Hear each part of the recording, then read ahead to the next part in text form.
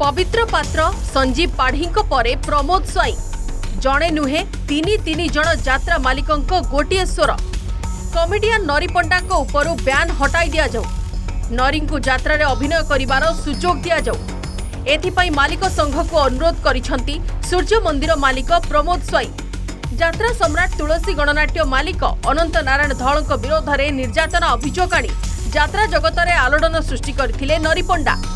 नरी उपरे अनंत टंका बाकी थिबारु से काले नरी को जाजपुर ढाबा को डाकी माड़ मारिथिबा खोद नरी बालीचंद्रपुर थाना रे एतला देथिले